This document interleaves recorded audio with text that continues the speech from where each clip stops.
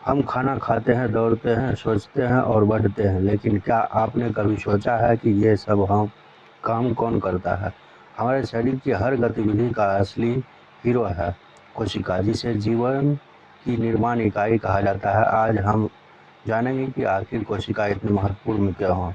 तो हेलो बच्चों, मैं प्रिंस यदु उर्फ प्रिंस में आपका स्वागत करता हूँ। आज बात करेंगे हम कोशिका जीवन की मौलिक इकाई। तो पिछले 2 वीडियो कोशिका का हो चुका है, उसमें हमने जाना था कोशिका कैसे उत्पत्ति होती है कोशिका की। तो इस वीडियो में हम जानेंगे कोशिका का रूपरेखा।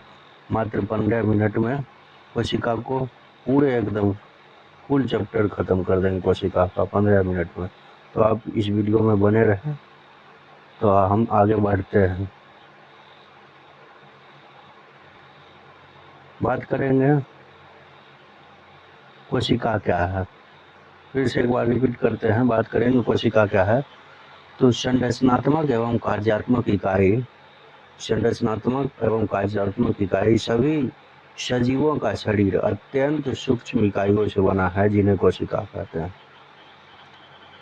संरचनात्मक एवं कार्यात्मक इकाई सभी सजीव सूक्ष्म अत्यंत सूक्ष्म इकाइयों से बना है, जिसे कोशिका कहते हैं।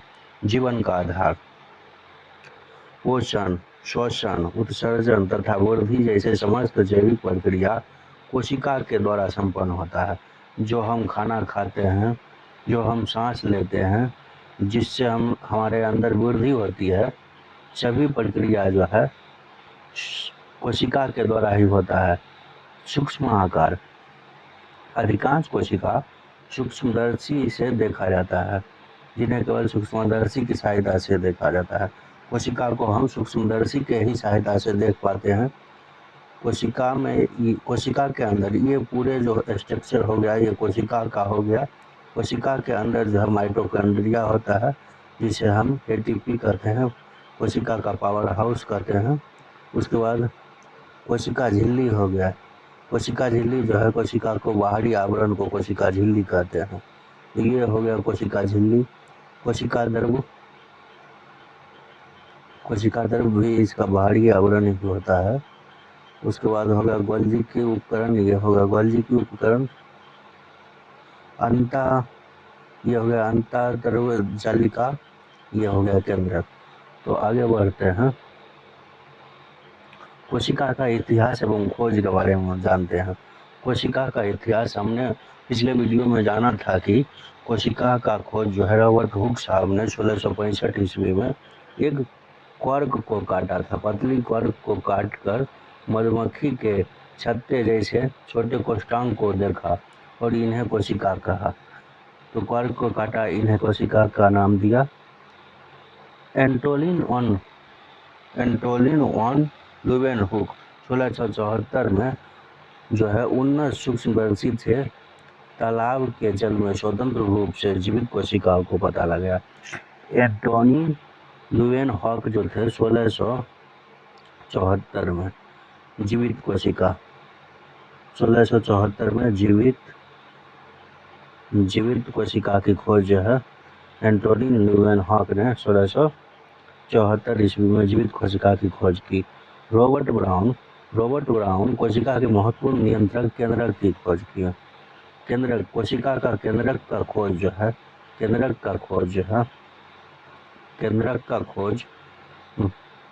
रॉबर्ट ब्राउन ने किए थे 1831 ईस्वी में। केंद्रक का खोज रॉबर्ट ब्राउन ने 1831 में किया। कोशिका सिद्धांत जो है स्लाइडेन एवं स्वान ने दिए थे। सभी पौधे एवं जीव कोशिकाओं से बने हैं। सभी पौधे जो है और जीव जो है कोशिका से बने। इन्होंने बताया कि स्वान सिद्धांत दिया 1838-39 में। इन्होंने बताया कि सभी पौधे और जीव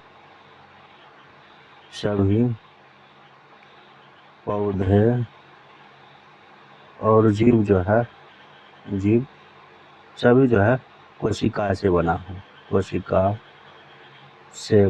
सभी पौधे और जीव जो है कोशिका से बना है।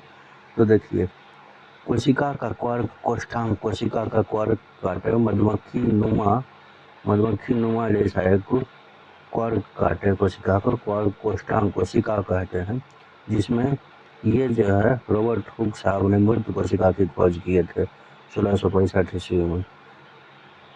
चलिए आगे बढ़ते हैं। जीवों का वर्गीकरण। अब जीवों का वर्गीकरण भी हम पिछले वीडियो में देख चुके हैं। यह कोशिकीय जीव, जिसमें जो है एक कोशिका संपूर्ण जीव के कार्य करता है, एकल कोशिका संपूर्ण जीव में कार्य करता है, उसे एक कोशिकीय जीव कहते हैं। और जिसमें बहु कोशिका होता है उसे बहुकोशिकीय जीव कहते हैं। तो समस्त जैविक कार्य पोषण जनन अकेली कोशिका द्वारा संपादित होती है। आयु काल छोटा होता है, उदाहरण अविवाह, पैरामीशियम, क्लोडोमोनास एवं जीवाणु। और कोशिका के बीच श्रम विभाजन होता है। विभिन्न कोशिकाओं को अलग अलग विशिष्ट कार्य करती है। कवक, पादप और मनुष्य तथा अन्य जंतु जो है ये सब जो है बहुकोशिकीय हुए।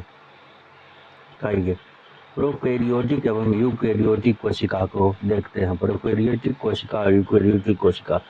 तो प्रोकैरियोटिक कोशिका का आकार जो होता है 1 से 10 माइक्रोमीटर होता है। यूकैरियोटिक कोशिका का आकार जो होता है 5 से 10 माइक्रोमीटर का होता है। और प्रोकैरियोटिक कोशिका का क्षेत्र जो है स्पष्ट केंद्रक झिल्ली का अभाव केंद्रकाय कहलाता है। और यूकैरियोटिक कोशिका में जो है सुस्पष्ट केंद्रक झिल्ली पाए जाते हैं। प्रोकैरियोटिक कोशिका में केवल गुणसूत्र होते हैं, क्रोमोसोम होते हैं। गुणसूत्र, क्रोमोसोम को गुणसूत्र कहते हैं। और यूकैरियोटिक कोशिका में 1 से अधिक गुणसूत्र होते हैं। झिल्ली युक्त अंगक अनुपस्थित होते हैं। माइटोकॉन्ड्रिया, गोल्जिकाए आदि नहीं होते हैं। प्रोकैरियोटिक में जो है माइटोकॉन्ड्रिया और गोल्जिकाए नहीं होती है, इसमें जो है उपस्थित होते सभी प्रकार के कोशिका उपस्थित होते हैं। उदाहरण के लिए जीवाणु एवं नीलहरी शैवाल। तो प्रोकैरियोटिक का उदाहरण है जीवाणु, नीलहरी शैवाल। यूकैरियोटिक का एग्जाम्पल हुआ पादप, जंतु तथा कवक। तो आगे बढ़ते हैं। कोशिका के आवरण। प्लाज्मा झिल्ली। तो हम पिछले वीडियो में भी जाना था कि प्लाज्मा झिल्ली कोशिका की सबसे बाहरी परत होती है। प्लाज्मा झिल्ली जो है कोशिका की सबसे बाहरी परत होती है या वर्णनात्मक प्रागम्य होती है, जो केवल चुने हुए पदार्थ को अंदर जाने और बाहर आने देती है। तो ये प्लाज्मा मेम्ब्रेन, जिसको हम कहते हैं प्लाज्मा मेम्ब्रेन। फिर विसरण एवं प्रासरण। गैसों को CO2 O2 का आवरण विसरण द्वारा तथा जल का आवरण प्रासरण द्वारा होता है। कोशिका भित्ति। केवल पादप कोशिकाओं में प्लाज्मा झिल्ली के बाहर सेल्यूलोज बनी होती है और कठोर निर्जीव परत होती है जो पौधे को हटा देती है। देखिए कोशिका का बाहरी आवरण। जलरागी हेड, जलरागी इसको हम कहते हैं। प्रोटीन चैनल मार्ग, प्रोटीन चैनल मार्ग ये हुआ। उसके बाद जलरागी पूछ ये हुआ। आंतरिक कोशिका द्रव और बाहरी कोशिका द्रव ये था। आगे बढ़ते हैं। केंद्रक कोशिका का नियंत्रण। नियंत्रण केंद्रक। केंद्रक कोशिका का सबसे महत्वपूर्ण अंगक है जो सभी कोशिकीय गतिविधियों को नियंत्रण करता है। केंद्रक झिल्ली। केंद्रक के चारों ओर दोहरी परत वाली छिद्र युक्त झिल्ली होती है, जिसे हम केंद्रक झिल्ली कहते हैं। डीएनए एवं गुणसूत्र। इनमें धागे जैसी संरचना क्रोमैटिन होती है जो कोशिकाओं विभाजन के समय गुणसूत्र में होता है। केंद्रक झिल्ली ये पूरे कोशिका हुआ। ये हुआ केंद्रक झिल्ली। उसके बाद केंद्रक छिद्र, ये पूरे केंद्रक का हुआ पार्ट। केंद्रक ये हुआ न्यूक्लियर, इसको हम डीएनए कहेंगे। क्रोमैटिन। परिवहन पैकेजिंग अंगक। परिवहन पैकेजिंग अंगक। तो खुरदरी अंतर्द्रवी जालिका RER, इसकी सतह पर छोटे राइबोसोम चिपके होते हैं।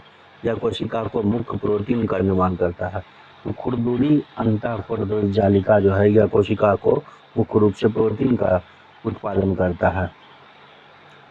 चिकनी अंतःपरदोष जालिका, चिकनी अंतःपरदोष जालिका ESER यह जो है वसा तथा लिपिड अणुओं को बनाता है और संश्लेषण सहायता करती है कि कोशिकाओं विश्लेषण पदार्थों को छोड़ देता है। गोल्जीकरण उपकरण गोल्जी बॉडी जो हुआ कैमिलो गोल्जी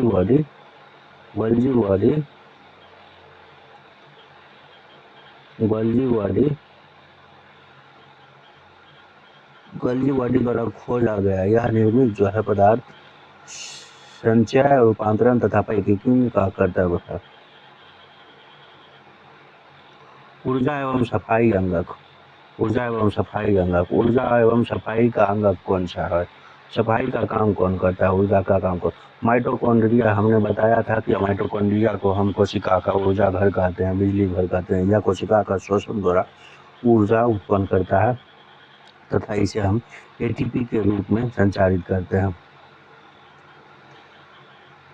ATP ऊर्जा निर्माण केंद्र, देखिए ये है, इसको हम बाहरी झिल्ली कहेंगे, इसको हम क्रिस्टी कहेंगे आंतरिक मोड, और इसको मैट्रिक्स द्रव कहते हैं। लाइसोसोम आत्मघात की थैली, हमें शक्तिशाली पाचक एंजाइम होते हैं। कोशिका के क्षतिग्रस्त होने पर अपनी ही कोशिका का पाचन शक्ति होता है। लवक, अगला है लवक, प्लास्टिड एवं प्रस्थानी। क्लोरोप्लास्ट या हरित लवक केवल पादप कोशिकाओं में उपस्थित होते हैं। इनमें हरा वर्णक क्लोरोफिल होता है जो प्रकाश संश्लेषण में सहायक होता है। क्लोरोप्लास्ट जो हरित लवक होता है जो केवल पादप और पौधे में होता है, कोशिकाओं में पादप कोशिकाओं में, प्लांट कोशिकाओं में होता है। इसमें हरा लवक होता है जो क्लोरोफिल होता है जो प्रकाश संश्लेषण प्रक्रिया को सहायक देता है। ल्यूकोप्लास्ट और क्रोमोप्लास्ट, ल्यूकोप्लास्ट स्टार्च और तेल का भंडारण करता है तथा क्रोमोप्लास्ट फूलों को रंग देता है। राजधानी ठोस व तरल पदार्थ संग्रह थैली पादप कोशिकाओं में ये विषय 50 से 90% होता है। बाहरी झिल्ली, उसके बाद ग्रान, इसको कहते हैं ग्रान, उसके बाद एस्टोमा तरल पदार्थ, एस्टोमा भाग, इसको बाहरी झिल्ली कहते हैं। ये हो गया प्रकाश संश्लेषण का स्थल था। आगे बढ़ते हैं। पादप एवं जंतु कोशिका में अंतर क्या है उसको अब जानेंगे। पादप कोशिका और जंतु कोशिका। लक्षण, कोशिका भित्ति, पादप कोशिका में प्लाज्मा झिल्ली के बाहर सेलुलोज की भित्ति होती है। कोशिका भित्ति, पादप कोशिका में प्लाज्मा झिल्ली के बाहर सेलुलोज की भित्ति होती है। जंतु कोशिका में कोशिका भित्ति अनुपस्थित होती है। पादप कोशिका प्लास्टिड लवक उपस्थित होता है, क्लोरोप्लास्ट ठीक अनुपस्थित होता है। इसमें जंतु कोशिका में राजधानी आकार में बहुत बड़ा होता है केंद्रीय पादप कोशिका में, और जंतु कोशिका में आकार में बहुत छोटा और अस्थायी होता है। तार केंद्र प्राय अनुपस्थित होता है पादप कोशिका में। जंतु कोशिका में विभाजन हेतु उपस्थित होता है। आकार, पादप कोशिका में आकार जो है प्राय निश्चित और आयताकार होता है, और जंतु कोशिका में आकार जो है अनिश्चित और परिवर्तनशील आकार होता है। आगे बढ़ते हैं। धन्यवाद। खत्म।